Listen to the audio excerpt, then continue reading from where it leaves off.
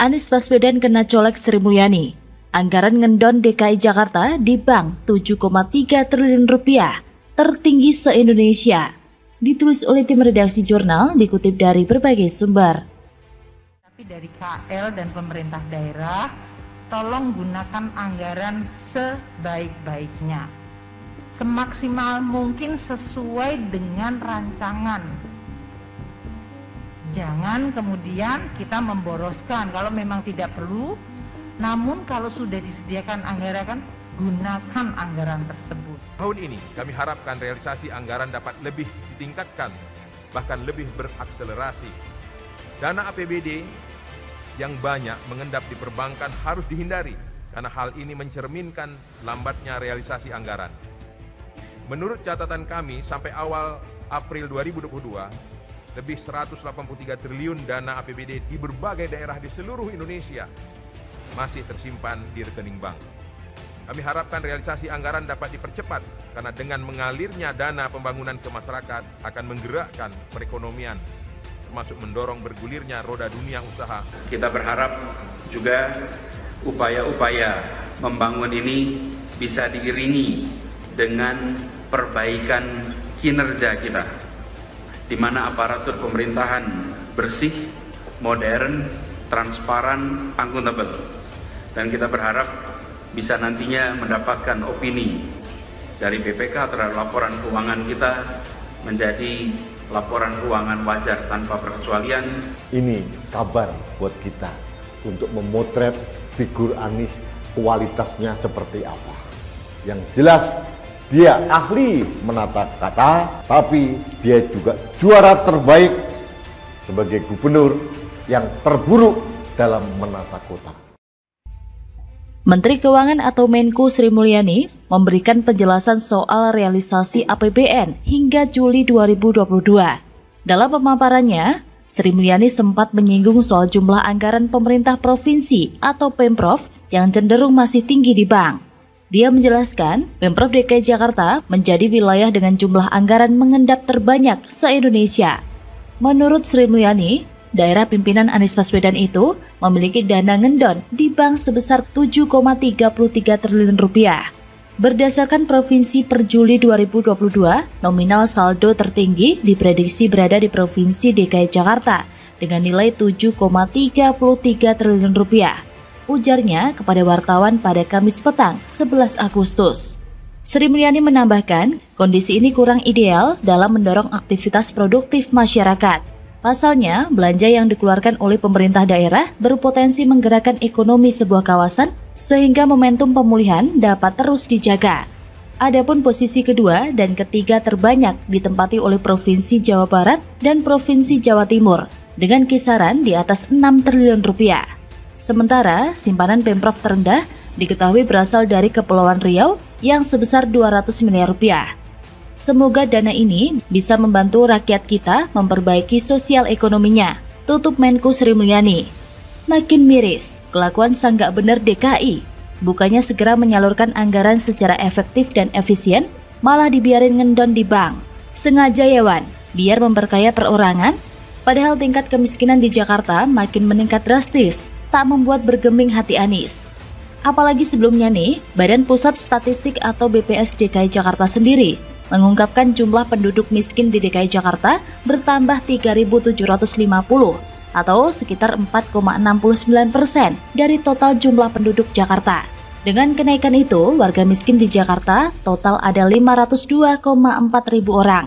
Seperti dikutip dari Antara, pada Jumat 15 Juli 2022, data kenaikan warga miskin Jakarta berdasarkan hasil Survei Sosial Ekonomi Nasional atau Susenas pada bulan Maret 2022. Salah satu penyebab kenaikan angka kemiskinan di Jakarta karena pandemi corona.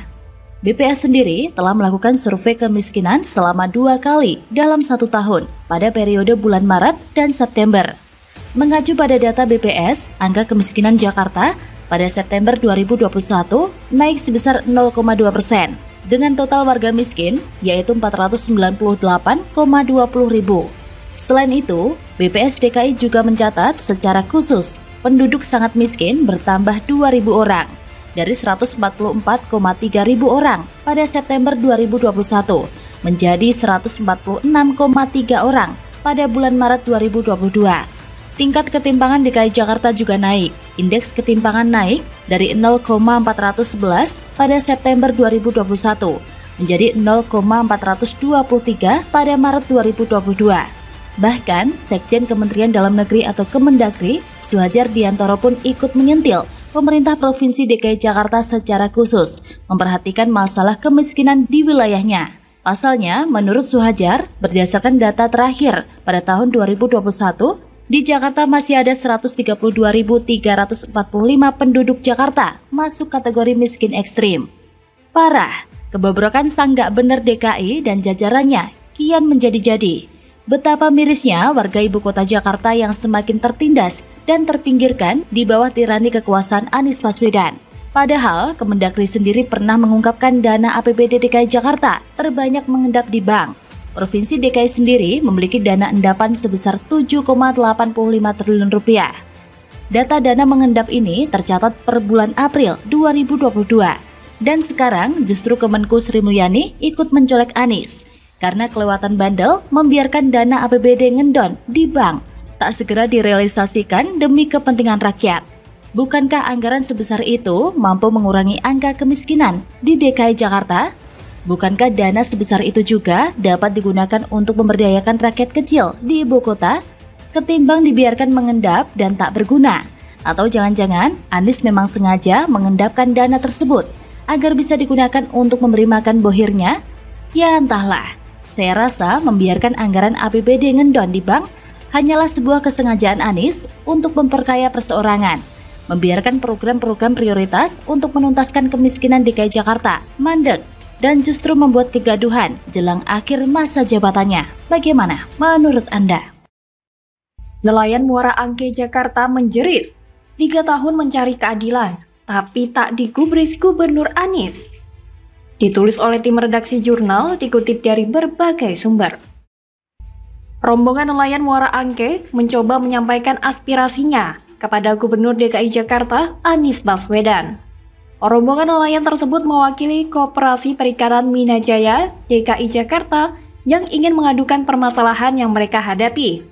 Melalui YouTube channel Refli Harun Official, mereka mengungkapkan bahwa rumah yang mereka tempati saat ini tidak ada atau tidak diberikan surat-surat terkait, tetapi hanya diberikan surat keterangan lunas saja. Untuk itu, mereka sadar dan mendesak pemerintah daerah agar memberi kejelasan mengenai rumah yang telah mereka lunasi dan tempati selama bertahun-tahun. Syarifuddin Baso, Ketua Koperasi Perikanan Minajaya DKI Jakarta, mengungkapkan bahwa sudah 3 tahun lamanya mereka mengurus masalah tersebut, namun tak kunjung menemui titik temu. Syarifuddin berharap mendapat atensi dari Gubernur DKI Jakarta Anies Baswedan, karena menurutnya mereka sudah berusaha untuk bisa bertemu dengan Anies, namun selalu gagal. Rombongan nelayan tersebut juga mengaku beberapa kali ingin mencegat langsung Anies di balai kota. Namun saat mereka di sana, ternyata diketahui bahwa Anies sedang berada di luar kota, sehingga tidak bisa bertemu. Miris banget kondisi warga DKI Jakarta saat dipimpin Gubernur Seiman.